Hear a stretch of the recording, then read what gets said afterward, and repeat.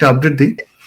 আপডেটটা হচ্ছে যে যারা স্কিল ওয়ার্কারে আসেন, আসার পরে তারা 5 ইয়ার্স কমপ্লিট করে তারা সেটেলমেন্টের জন্য অ্যাপ্লিকেশন করেন।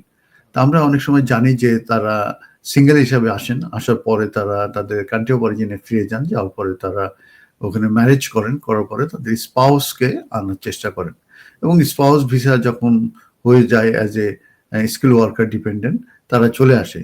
সেটা অনেক সময় 1 বছর পরে আসে, 2 বছর পরে আসে। তো যে কারণে তাদের কিন্তু 5 বছর হতে ওই যে লেটে আসে, সে লেটে যেয়ে তাদের কিন্তু 5 ইয়ার্স কমপ্লিট হয়।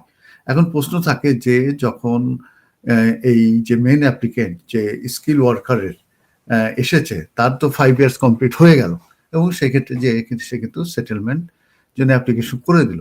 কিন্তু তার যে স্পাউস, সে তো 2 বছর পরে আসছে কিংবা 1 বছর পরে আসছে। তাদের ক্ষেত্রে আসলে কি করণীয়? তাদের ক্ষেত্রে যেটা করণীয় সেটা হচ্ছে যে তারা যেটা করবে যে তাদেরকে আবার ভিসা এক্সটেনশনের জন্য অ্যাপ্লিকেশন করতে হবে এবং সেই ভিসা এক্সটেনশনটা মূলত 3 ইয়ার্সের জন্য করবে এবং সেই রুটটা কিন্তু একই থাকবে। সে আসছিল dependent of A skill worker, আবারও তারা dependent of A skill worker ভিসার জন্য তারা অ্যাপ্লাই করবে ফর 3 ইয়ার্স।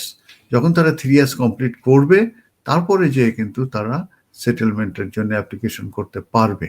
অতএব তাদের যে শর্টফলটা থাকবে 1 বছর 2 বছর, সেটা কমপ্লিট করতে হবে dependent of A dependent of A skill worker ভিসার হোল্ডারের।